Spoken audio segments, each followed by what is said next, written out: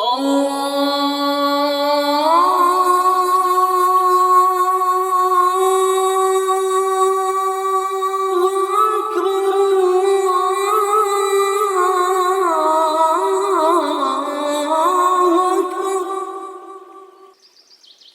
ایمان والو، جب جمعے کے دن نماز کے لیے پکارا جائے تو اللہ کے ذکر کی طرف لپکو اور خرید و فروخت چھوڑ دو، یہ تمہارے لیے بہتر ہے اگر تم سمجھو۔ محترم سامعین و ناظرین کرام، آپ سن رہے ہیں مسجد نبویہ شریف میں جمعے کے خطبے کا بیان اردو ترجمے کے ساتھ۔ خطبہ جمعہ حرم مدنی۔ امام فضیلت الشیخ ڈاکٹر احمد طالب بن حمید حفظہ اللہ تعالی۔ عنوان: پرہیزگار اور گنہگار سبھی پروردگار کی رحمت کے امیدوار ہیں۔ الحمدللہ، ہر طرح کی حمد و ثنا اللہ ہی کے لیے ہے، جس کی مہربانی سے نیک کام مکمل ہوتے ہیں۔ میں گواہی دیتا ہوں کہ اللہ کے سوا کوئی الہ نہیں، وہ واحد ہے، وہ یکتا ہے، وہی ساری کائنات کو پیدا کرنے والا ہے۔ میں یہ بھی گواہی دیتا ہوں کہ ہمارے نبی سیدنا محمد صلی اللہ علیہ وسلم اللہ کے بندے اور رسول ہیں۔ اے اللہ، رحمتیں اور سلامتیاں نازل فرما اپنے بندے اور رسول محمد صلی اللہ علیہ وسلم پر۔ فرمان باری تعالی ہے: یا ایھا الذین آمنوا اتقوا اللہ حق تقاتہ ولا تموتن الا وانتم مسلمون۔ اے لوگو جو ایمان لائے ہو، اللہ سے ڈرو جیسا کہ اس سے ڈرنے کا حق ہے۔ تم کو موت نہ آئے مگر اس حال میں کہ تم مسلم ہو۔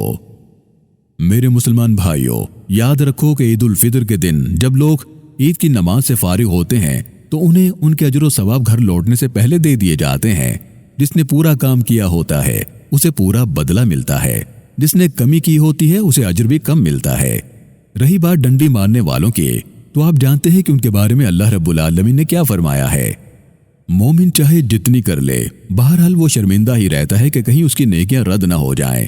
فرمان باری تعالی ہے: ان الذین هم من خشیۃ ربهم مشفقون والذین هم بآیات ربهم یؤمنون والذین هم بربهم لا یشرکون والذین یؤتون ما آتوا وقلوبهم وجلة انهم الى ربهم راجعون اولئک یسارعون فی الخیرات وهم لها سابقون ولا نکلف نفسا الا وسعها ولدینا کتاب ینطق بالحق وهم لا یظلمون۔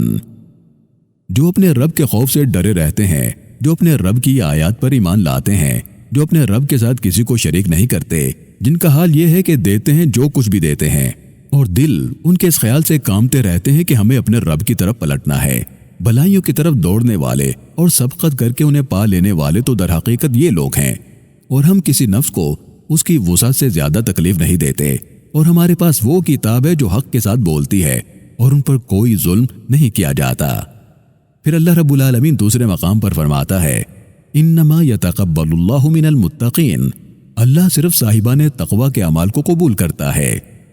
یہ وہ لوگ ہیں جو اللہ کے فراہم کردہ نور کے مطابق اللہ کی فرمانبرداری کرتے ہیں، اللہ سے ثواب کے امیدوار ہوتے ہیں، اللہ کے حرام کردہ چیزوں سے بچتے ہیں، اللہ کے عطا کردہ نور کی بنیاد پر اللہ کی سزا سے ڈرتے ہیں۔ ان کی نیکیوں میں رائی کے دانے کے برابر نیکی قبول ہو جانا ان کے نزدیک دنیا و ما فیہا سے بہتر ہوتا ہے۔ تو پہلے تو اس بات سے بچنا چاہیے کہ عمل سے خلوص کہیں ختم نہ ہو جائے، پھر اس بات سے بھی ڈرنا چاہیے کہ عمل رد نہ ہو جائے، کیونکہ بہت سے لوگ ایسے ہیں کہ جن کی قسمت میں قبولیت اور مغفرت ہوتی ہے، اور بہت سے ایسے بھی ہوتے ہیں کہ جن کے نصیب میں ناکامی اور نامرادی ہوتی ہے۔ بھلا جسے اللہ نے آگ سے آزاد کر دیا ہو، وہ گناہوں کی غلامی کی طرف کیسے پلٹ سکتا ہے؟ تمہارا مولا تمہیں پکارتا جا رہا ہے، پھر بھی تم ہلاکتوں میں گرتے جا رہے ہو۔ اللہ کی رحمت اگرچہ محسنوں سے قریب ہوتی ہے، مگر گنہگار کو بھی اس سے مایوس نہیں ہونا چاہیے۔ اسی طرح اس کی مغفرت بھی اگرچہ رجوع کرنے والوں کے لیے ہے، مگر نفس پر ظلم کرنے والوں کو بھی اس سے محروم نہیں رکھا گیا ہے۔ اللہ رب العالمین قرآن مجید فرقان حمید میں ارشاد فرماتا ہے: کہہ دو کہ اے میرے بندو، جنہوں نے اپنی جانوں پر زیادتی کی ہے، اللہ کی رحمت سے مایوس نہ ہو جاؤ، یقیناً اللہ سارے گناہ معاف کر دیتا ہے، وہ تو غفور الرحیم ہے۔ پلٹ آؤ اپنے رب کی طرف اور مطیع بن جاؤ اس کے، قبل اس کے کہ تم پر عذاب آ جائے اور پھر کہیں سے تمہیں مدد نہ مل سکے، اور پیروی اختیار کر لو اپنے رب کی بھیجی ہوئی کتاب کے بہترین پہلو کی، قبل اس کے کہ تم پر اچانک عذاب آئے اور تم کو خبر بھی نہ ہو۔ کوئی شخص کہے افسوس میری اس تقصیر پر جو میں اللہ کی جناب میں کرتا رہا، بلکہ میں تو الٹا مذاق اڑانے والوں میں شامل تھا۔ یا کہے کہ کاش اللہ نے مجھے ہدایت بخشی ہوتی تو میں بھی متقیوں میں سے ہوتا، یا عذاب دیکھ کر کہے کہ کاش مجھے ایک اور موقع مل جائے اور میں بھی نیک عمل کرنے والوں میں شامل ہو جاؤں۔ ہاں تیرے پاس میری آیتیں آئی تھیں تو نے انہیں جھٹلا دیا اور تکبر سے کام لیا اور کافروں میں سے ہو گیا، اور تم روز قیامت دیکھو گے کہ جن لوگوں نے اللہ پر بہتان باندھا ہے ان کے چہرے سیاہ ہو گئے ہیں، اور کیا جہنم میں تکبر کرنے والوں کا ٹھکانہ نہیں ہے؟ اس کے برعکس جن لوگوں نے یہاں تقویٰ کیا ہے ان کے اسباب کامیابی کی وجہ سے اللہ ان کو نجات دے گا، ان کو نہ کوئی گزن پہنچے گا اور نہ وہ غمگین ہوں گے۔ تو میرے مسلمان بھائیوں، اپنے مولا کے بارے میں اچھا گمان کرو، اس کی طرف رجوع کرو، کیونکہ اللہ اسی کو ہلاک کرتا ہے جو خود ہونا چاہتا ہے۔ استغفار تو نیکیوں کا آخری حصہ ہوتا ہے، اس سے اس کی کمی پوری ہوتی ہے، اس میں ہونے والی کوتاہی پوری ہو جاتی ہے۔ ہم بہت سے کپڑوں کو نیکیوں سے پیوند لگاتے ہیں، پھر دوبارہ گناہ کر کے انہیں پھاڑتے چلے جاتے ہیں۔ جو اللہ کے سامنے حاضر ہونے سے ڈرتا ہے وہ اپنی نیکی کے بعد بھی ویسے ہی معافی مانگتا ہے جیسے وہ گناہ کے بعد مانگتا ہے۔ تو اے اللہ اس شخص پر رحم فرما جس کی نیکیاں بھی برائیاں ہی ہوتی ہیں اور جس کی فرما برداریوں میں غفلتیں ہی ہوتی ہیں، جو زبان سے معافی مانگ لے جبکہ اس کا دل گناہوں پر قائم ہو، ان کی طرف لوٹنے کا ارادہ اور عزم دل میں موجود ہو تو عین ممکن ہے کہ اس کے روزے اس پر لوٹا دیے گئے ہوں، اس کے لیے قبولیت کا دروازہ بند کر دیا گیا ہو۔ بسا اوقات نیکی کا ثواب اگلی نیکی کی توفیق بھی ہوتا ہے۔ اس کے رد ہونے کی علامت اس کے بعد گناہوں کی طرف پلٹنا ہے۔ شکر گزاری معافی کی علامت ہے۔ جن کے اگلے اور پچھلے گناہ معاف تھے وہ بھی کہتے تھے افلا اکون عبدا شکورا، کیا میں شکر گزار بندہ نہ بنوں؟ اللہ کی رحمتیں اور سلامتیاں ہو رسول اللہ صلی اللہ علیہ وسلم پر۔ اللہ رب العالمین نے احکام صیام والی آیت کے آخر میں فرمایا وَلِتُكْمِلُوا الْعِدَّةَ وَلِتُكَبِّرُوا اللَّهَ عَلَى مَا هَدَاكُمْ وَلَعَلَّكُمْ تَشْكُرُونَ وَإِذَا سَأَلَكَ عِبَادِي عَنِّي فَإِنِّي قَرِيبٌ أُجِيبُ دَعْوَةَ الدَّاعِ إِذَا دَعَانِ فَلْيَسْتَجِيبُوا لِي وَلْيُؤْمِنُوا بِي لَعَلَّهُمْ يَرْشُدُونَ، تاکہ تم روزوں کی تعداد پوری کر سکو، اور جس ہدایت سے اللہ نے تمہیں سرفراز کیا ہے اس پر اللہ کی کبریائی کا اظہار کرو، اعتراف کرو اور شکر گزار بنو۔ اور اے نبی صلی اللہ علیہ وسلم، میرے بندے اگر تم میں سے میرے متعلق پوچھیں تو انہیں بتا دو کہ میں ان سے قریب ہی ہوں، پکارنے والا جب بھی مجھے پکارتا ہے میں اس کی پکار سنتا ہوں اور جواب دیتا ہوں، لہٰذا انہیں چاہیے کہ میری دعوت پر لبیک کہے اور مجھ پر ایمان لائے۔ یہ بات تم انہیں سنا دو، شاید کہ وہ راہ راست پالیں۔ تو اے اللہ کے بندو، اللہ والے بنو، رمضان والے نہ بنو۔ وَاعْبُدْ رَبَّكَ حَتَّى يَأْتِيَكَ الْيَقِينُ، اس آخری گھڑی تک اپنے رب کی بندگی کرتے رہو جس کا آنا یقینی ہے۔ اللہ مجھے اور آپ کو قرآن عظیم سے برکت عطا فرمائے، اس میں آنے والی آیات اور ذکر حکیم سے فائدہ حاصل کرنے کی توفیق عطا فرمائے، سید المرسلین صلی اللہ علیہ وسلم کی ہدایت اور سنت سے مستفید فرمائے۔ اپنے رب سے معافی مانگو اور اس سے توبہ کرو، یقیناً وہ رجوع کرنے والوں کو معاف فرمانے والا ہے۔ دوسرا خطبہ۔ الحمدللہ، ہر طرح کی تعریف اللہ ہی کے لیے ہے۔ اس نے کسی کو بیٹا نہیں بنایا، اس کی بادشاہت میں کوئی شریک نہیں، وہ بے بس بھی نہیں ہے کہ اسے کسی مددگار کی ضرورت پڑے۔ صحیح معنوں میں اس کی کبریائی بیان کرو۔ میں گواہی دیتا ہوں کہ اللہ کے سوا کوئی الہ نہیں، اسی نے ہر چیز کو ایک مقررہ مقدار کے مطابق پیدا کیا۔ میں یہ بھی گواہی دیتا ہوں کہ ہمارے نبی سیدنا محمد مصطفیٰ صلی اللہ علیہ وسلم اللہ کے بندے اور رسول ہیں۔ اللہ نے آپ صلی اللہ علیہ وسلم کو حق کے ساتھ بشیر و نذیر بنا کر اور اللہ کی مرضی سے اس کی طرف بلانے والا سراج منیر بنا کر بھیجا۔ اے اللہ، رحمتیں اور سلامتیاں نازل فرما اپنے بندے اور رسول محمد صلی اللہ علیہ وسلم پر۔ اللہ کے بندو، یاد رکھو کہ جو رمضان کے روزوں کے بعد ماہ شوال میں 6 روزے رکھ لیتا ہے تو اسے سارے سال کے روزوں کا اجر مل جاتا ہے۔ یہ اللہ تعالیٰ کی کرم نوازی اور مہربانی ہے۔ ان روزوں کو جو چاہے ایک ساتھ رکھ لے اور جو چاہے الگ الگ رکھ لے۔ جو ان سے پہلے رمضان کے قضا روزے پورے کرے تو اس نے گنتی پوری کی اور احتیاط سے کام لیا۔ جس نے عید کے دن کے فوری بعد روزوں کو شروع کر لیا اس نے سبقت اختیار کر کے سنجیدگی دکھائی۔ جس نے کچھ دن روزے چھوڑ کر بیوی بچوں سے کھیل کود لیا پھر روزے شروع کیے تو اس نے بھی بھلا کام ہی کیا۔ سنو، مخلوق میں سے افضل ترین ہستی پر درود و سلام بھیجو، محمد ابن عبداللہ صلی اللہ علیہ وسلم پر۔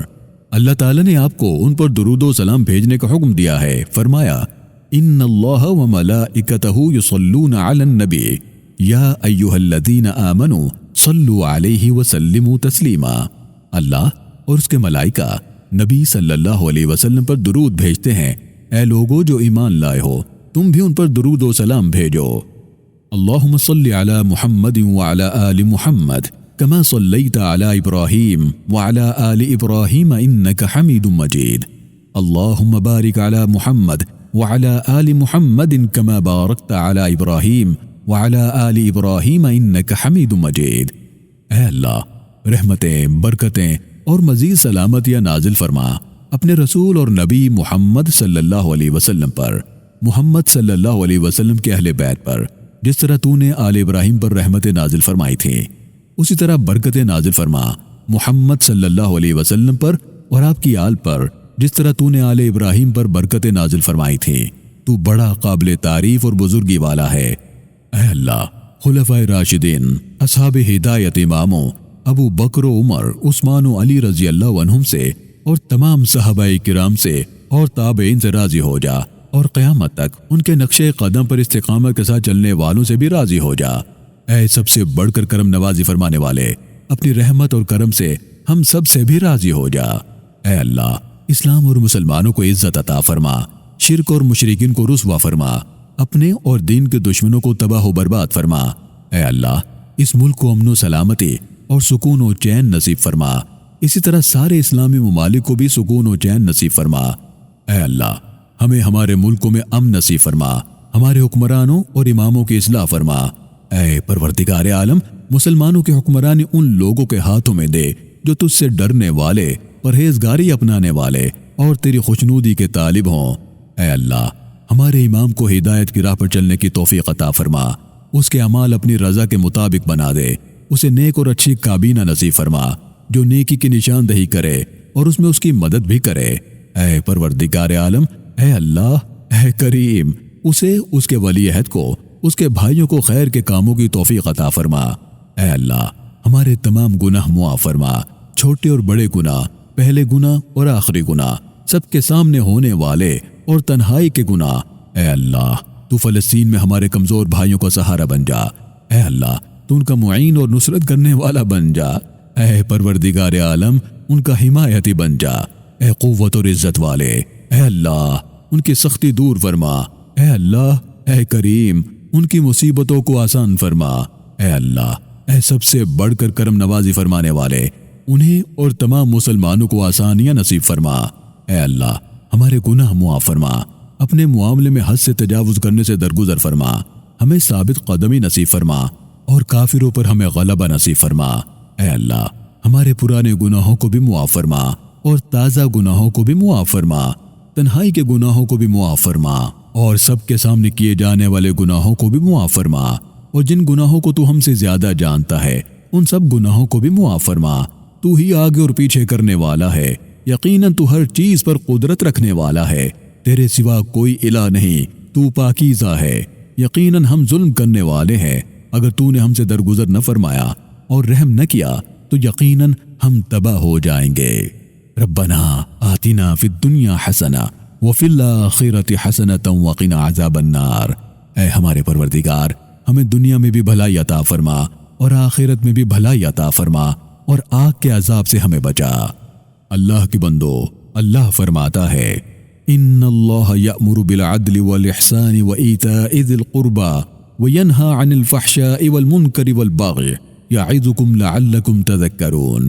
اللہ عدل، احسان اور صلہ رحمی کا حکم دیتا ہے، بدی، بے حیائی اور ظلم و زیادتی سے منع فرماتا ہے، وہ تمہیں نصیحت کرتا ہے تاکہ تم سبق لو۔ اللہ عظیم کو یاد کرو، وہ تمہیں یاد رکھے گا، اس کی نعمتوں کا شکر ادا کرو، وہ تمہیں مزید عطا فرمائے گا۔ اللہ کا ذکر تو سب سے بڑی چیز ہے اور اللہ آپ کے اعمال سے باخبر ہے۔ آمین آمین یا ارحم الراحمین۔